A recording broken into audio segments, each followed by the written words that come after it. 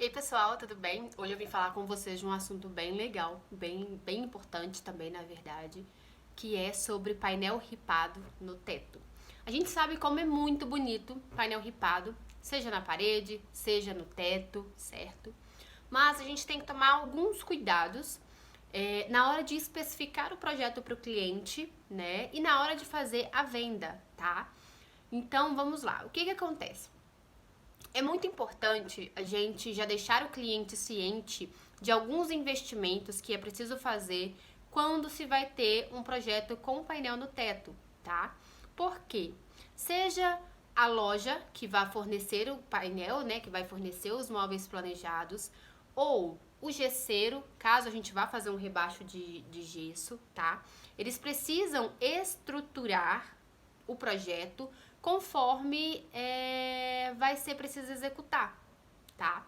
Então vamos colocar no caso de projetos com rebaixo de gesso.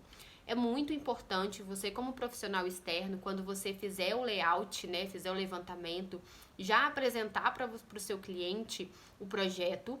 Apresentei o layout, ficou lindo, maravilhoso, né? E já apresentar os custos para o cliente, tá? Então vamos lá, cliente A, a gente vai fazer, né? Vamos chamar o nosso cliente de A. Cliente A, a gente vai fazer, né? Vocês aprovaram o projeto, vocês aprovaram o layout. E com isso a gente propôs um rebaixamento de gesso, né? Então, antes da gente fazer o rebaixamento de gesso, a gente precisa fazer uma estrutura, né? Com muitas das vezes com o serralheiro, tá? Aonde a gente vai travar as barras de ferro, né? As barras de metalon, no caso, de fora a fora, tá? Pra quê? Na altura do nosso rebaixo de gesso, pra quê? Essas barras de ferro, elas vão ser travadas na minha alvenaria. Pra quando eu fizer o rebaixo de gesso, ele vai esconder, claro, né? Vai estar escondendo esses ferros. Mas pra quando eu fizer o rebaixo de gesso e vier com o meu painel fixar, né? Quando eu vier fixar o meu painel no teto, esse painel vai ser fixado nas barras de ferro. Então ele vai estar fixado no gesso, mas o meu parafuso, né? Ele vai estar seguro nessas barras de ferro. Então não vai correr o risco desse painel cair, né? A gente está trabalhando com vidas, então a gente tem que sim se precaver e explicar para o cliente que o projeto que a gente está propondo, né? Ele vai ter o custo do investimento para fazer essa sustentação, né? Na alvenaria, para que o gesso esconda e a gente não tenha problemas, tá? E é muito importante você, como especificador, deixar claro na hora da venda, né, na hora que for o cliente estiver comprando com a loja, deixar isso claro para a loja. Olha, vai ter um rebaixamento de gesso e a gente já fez, né? A gente já fez um suporte, tá? Bárbara, então significa que eu propus um projeto para o meu cliente e ele já tem esse rebaixamento de gesso e muito provável não teve sustentação, né? Não fez uma sustentação extra para receber algo, né? Então eu não consigo fazer um painel ripado? Consegue, claro, tá? Neste caso, para que o cliente não tenha transtornos de rasgar o gesso novamente, pedir um serralheiro para fazer o suporte, né?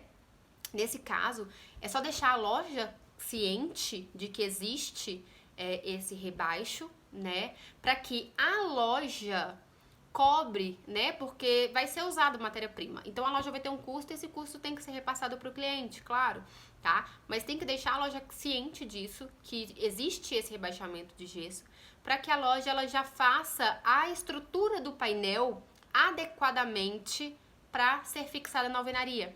Então, aparentemente vai ficar um painel menos espesso, né? Só que para dentro do gesso, a loja, no caso, ela vai precisar fazer um furo no gesso e estruturar, colocar as peças dela estruturando, né? Claro, porque olha só, é lindo um projeto assim, né? Só que tem que ser pensado, tem que ser estruturado para que não ocorra problemas, tá? Não precisa desesperar. Nossa, meu cliente tem um rebaixamento de gesso, eu quero propor um ripado, ou o cliente quer, né? Então não vai ser possível fazer, vai. Não tem problema. É só deixar muito bem alinhado desde o início, né? Quais serão esses custos? Quem que vai fazer essa estruturação? Às vezes o cliente conhece um serralheiro e prefere fazer essa estruturação com o serralheiro e economizar na marcenaria, deixando que a marcenaria faça o painel, né, somente ali esteticamente, sem precisar fazer a estrutura interna do gesso. Isso fica a critério, tá? Mas a dica de hoje é essa, só pra gente já deixar bem alinhado, para que vocês não esqueçam de detalhes que são importantes, tanto na hora da venda do seu projeto para o cliente, né, para que ele tenha noção do que aquele projeto vai precisar de investimento para ele, né, para também não ficar um projeto lindo aos olhos, mas que ele não consiga executar, tá? Então essa é a dica de hoje, tá bom? Precisando de algo, pode mandar no direct qualquer dúvida e dê opinião por aqui, que eu venho aqui falar um pouquinho pra vocês, tá bom? Um beijo e um ótimo final de semana.